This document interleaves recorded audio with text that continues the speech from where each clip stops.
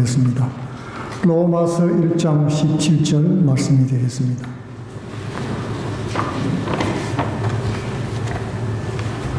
로마서 1장 17절 한 절 말씀이 되겠습니다. 우리 다 함께 읽어보도록 하겠습니다. 로마서 1장 17절 복음에는 하나님의 의가 나타나서 믿음에서 믿음에 이르게 하나니 기록된 바 오직 의인은 믿음으로 말미암아 살리라 함과 같으니라. 아멘. 우리는 믿음으로 구원받는 도리를 많이 들었고 이 교회에서 끊임없이 믿음을 가지라고 설교를 듣고 공부를 하고 있는 것입니다. 믿음이 있어야 구원받고 영생 천국을 얻는 것입니다. 그러나 단순히 믿으라고 하는 데는 여러 가지 뜻이 내포되고 있는데요. 크게 두 가지로 믿음을 나누어 볼 수가 있습니다. 믿음에는 두 단계가 있습니다. 첫 단계가 있고 두 번째 단계가 있는데 일반적으로 주어진 구원의 단계가 믿음의 첫 번째 단계라고 할 수 있겠습니다. 그리고 믿음으로 심고 믿음으로 살아가는 단계가 있는데 이것이 믿음에서 믿음으로 이루는, 믿음에서 믿음으로 가는 두 번째 믿음의 단계라고 말할 수 있습니다. 신약 성경에는 구약의 이스라엘 백성들의 삶이, 특별히 출애굽 얘기가 오늘날 백성들에게 거울이 된다라고 말씀을 하고 있습니다. 이스라엘 백성은 애굽 왕의 노예가 되어서 강제 노예에게 시달렸지요. 어린아이, 특별히 아들을 놓으면 악어밥으로 강의 여신에게 바쳐야 됐습니다. 참혹한 상황에서 살아갔습니다. 자신의 힘으로는 이길 수 없는 바로 앞에서 굴복하고 처참한 삶을 살며 하나님 앞에 부르짖고 기도했던 것입니다. 오늘날 성도들도 동일한 상황에 놓여 있습니다. 자신의 힘으로 구원할 수가 없습니다. 할 수만 있으면 믿는 자녀까지도 산길자를 두루찾고 세속의 갈망 속으로 밀어넣는 이런 세속주의 유혹 앞에 우리는 두 손 놓고 서 있는 것입니다. 이 세상은 하나님이 우리를 구원하지 않으면 구원길이 영원한 것입니다. 우리 스스로는 절대로 구원할 수가 없습니다. 그래서 하나님이 우리를 구원하시기 위해서 메시아 구세주를 보내주셨던 것입니다. 이제 그것을 깨닫고 예수를 구세주로 영접하는 것이 첫 번째 믿음의 단계라고 할 수 있겠습니다. 이것을 구원의 믿음이라고 하는 것입니다. 하나님이 우리를 구원하시는 이 첫 번째 믿음은 성령 하나님의 일방적인 사역입니다. 우리가 하는 것이 아닙니다. 이스라엘 백성이 고난 가운데 부르짖을 때 하나님께서 그들의 우고를 듣고 보고 열어오셔서 알고 모세를 불러서 그들을 구원해내었지요. 10가지 재앙을 보내서 이스라엘을 구원하시는 하나님을 알려주셨습니다. 그러나 애굽을 떠나 믿음의 여정을 시작한 이스라엘 백성들은 애굽 군대가 달려오는 그런 위기 속에 빠지게 됐죠. 그때 또 하나님은 놀라운 구원을 홍해바다에서 이루어 주십니다.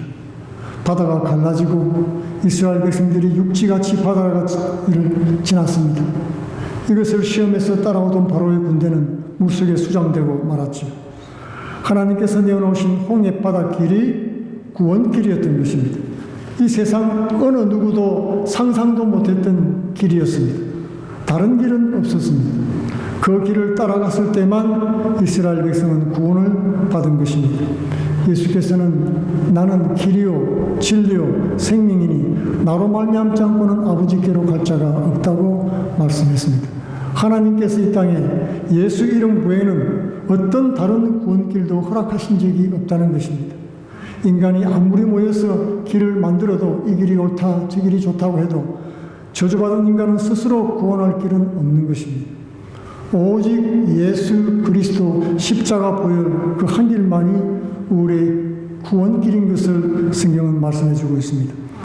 그러므로 사도 바울은 로마서 1장 16절에서 내가 복음을 부끄러워하지 않노니 이 복음은 믿는 모든 사람들에게 구원을 주시는 하나님의 능력이 된다고 했던 것입니다.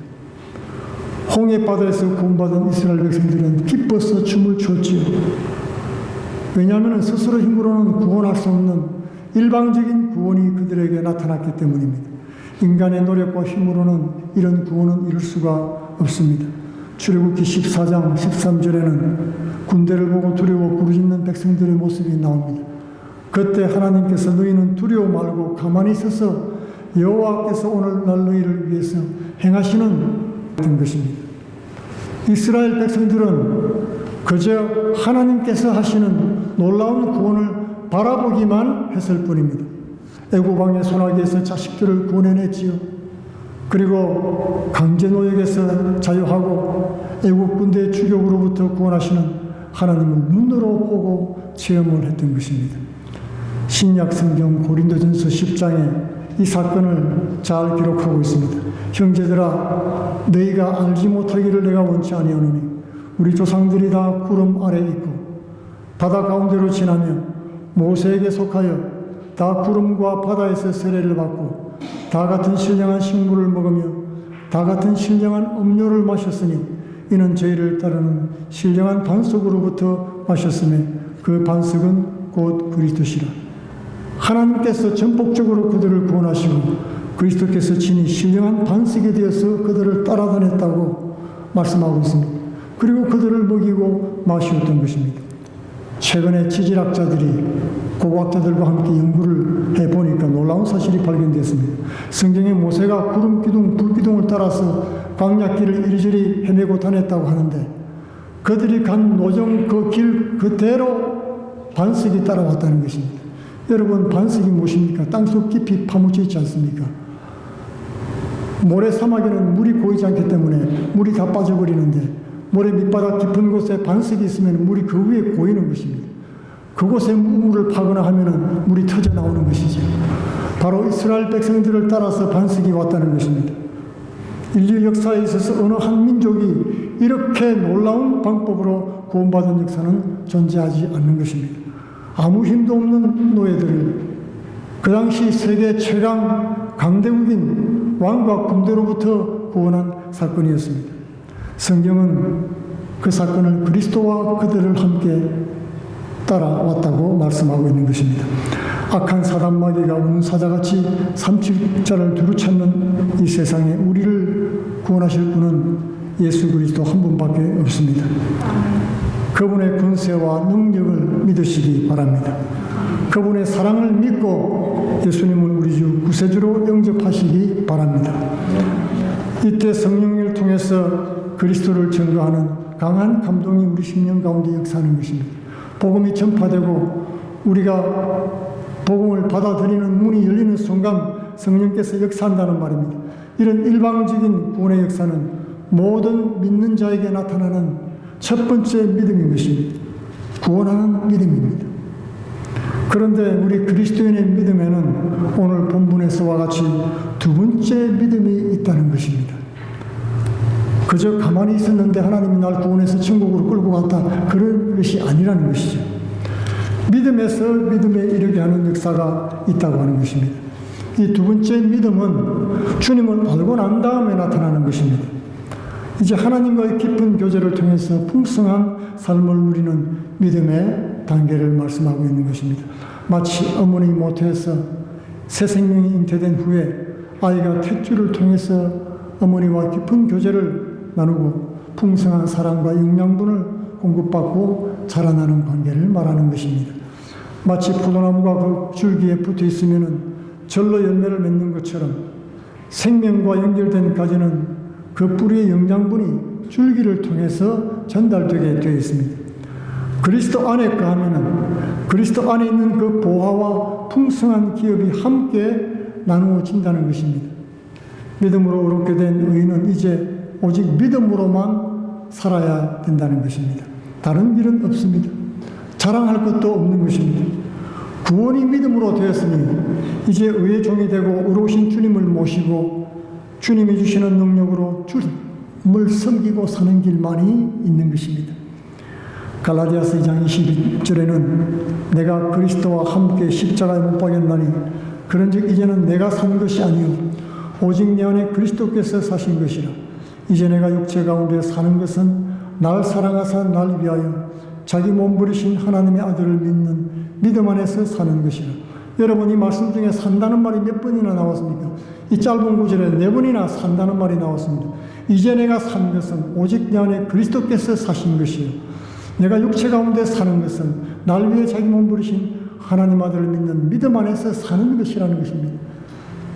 믿음으로 사는 것이 참 믿음이라는 것을 말씀하고 있는 것입니다. 아브라함은 가나안 땅에 기근이 들었을 때 하나님 약속을 믿지 못했습니다. 그리고 환난을 당하자 애굽 땅으로 속히 내려갔지요. 그곳에 내려가서 아내를 바로에게 뺏기고 이제 거짓말한 죄로 바로에게 죽임 당할 뻔했습니다. 그런데 하나님께서 그를 구원해내셨지요. 밤에 꿈을 통해서 바로에게 나타나서 이는 내 선지자니 그에게 손도 대지 말라고 경고를 해 주었습니다. 그렇게 아브라함이 살아났습니다. 그 구원 사건 이후로 아브라함은 변했습니다. 그의 삶이 변했습니다. 생각이 변하고 그의 태도가 변했던 것입니다. 조카로서에게 좋은 땅도 순순히 포기했습니다. 네가 좋아하면 내가 뭐하고 네가 뭐하면 내가 뭐하리라. 무엇을 택하든지 네가 택하라. 하나님께서 인도하시는 대로 나는 가겠다. 오직 하나님이 주실 도성만 바라보고 하나님과 함께 동행하는 삶을 살았던 것입니다. 그리고 100세에 얻은 아들 이삭을 바치라고 하자 주저없이 하나님 앞에 바치는 믿음이 사람이 됐던 것입니다. 아브라함은 그저 하나님이 구원해 주시는 그런 믿음에서 인생의 주인 되신 하나님을 이제 믿게 되었습니다. 그리고 순종하는 믿음으로 자라나고 변화가 됐다는 것입니다. 그리고 드디어 만민의 조상이 되고 믿음의 초상도 되었던 것입니다. 오직 믿음으로 의롭게 된 사람은 믿음으로 말미암아 사는 것입니다. 이스라엘 백성의 삶은 시내산을 전후로 해서 명확하게 갈리워 주습니다.